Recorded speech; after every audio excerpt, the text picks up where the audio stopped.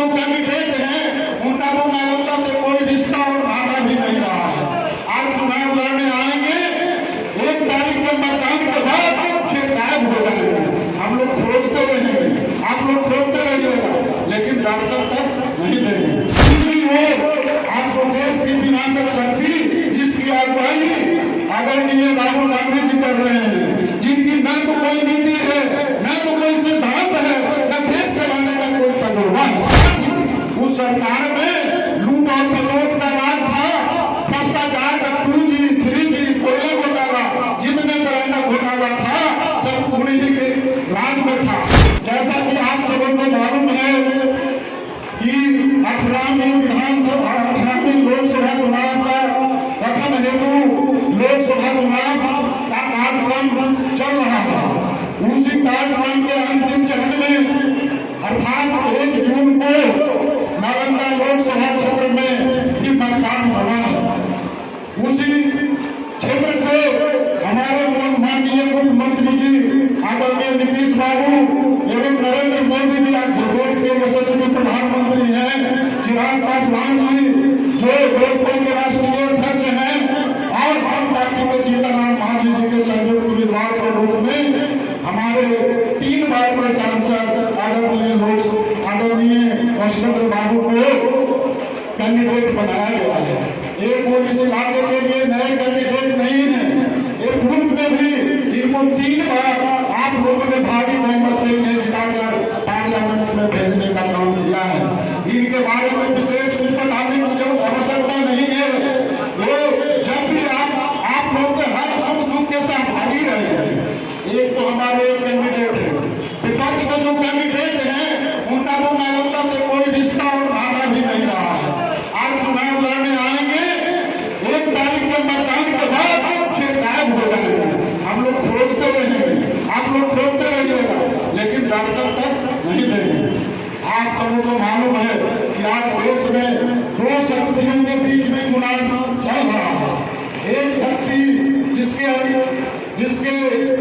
देश के निर्माता आदरणीय नरेंद्र भाई मोदी जी के नेतृत्व में काम कर रही है, जिसमें हमारे बिहार के विकास पुरुष आदरणीय नीतीश बाबू है, चिराग पासवान जी हैं, जीतनराम मांझी जी हैं, उपेंद्र कुशवाहा जी हैं।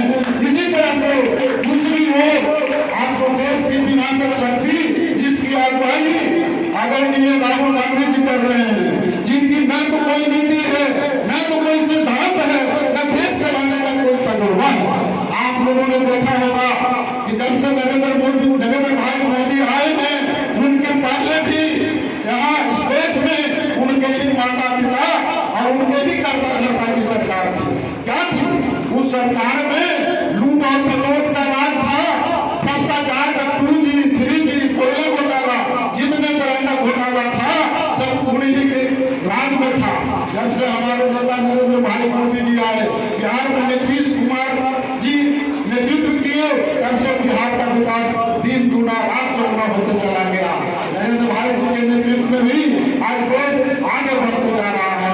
चाहे देश के आत्मसम्मान की बात हो, चाहे किसानों के कृषि सम्मान की बात हो, चाहे हर घर बिजली पहुंचाने की बात हो, चाहे हर इलाके में 4 लेन सड़क पहुंचाने की बात हो, हर जिला में मेडिकल कॉलेज खोलने की बात हो, ये हमारे देश की सरकार आदरणीय नरेंद्र मोदी जी की सरकार और हमारे बिहार के मुख्यमंत्री आदरणीय नीतीश कुमार जी के द्वारा किया जा रहा है।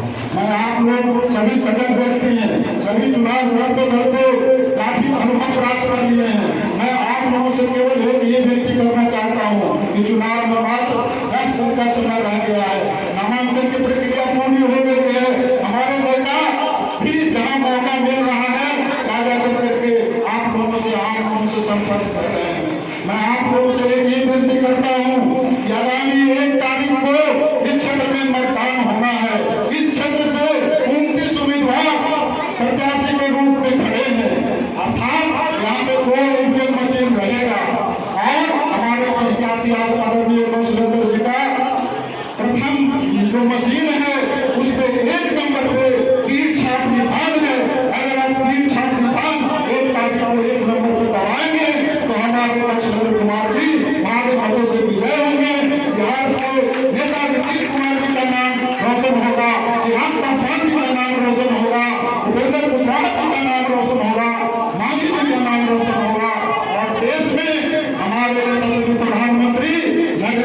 जी के नेतृत्व में तीसरी बार 405 बहुमत से सरकार बनेगी।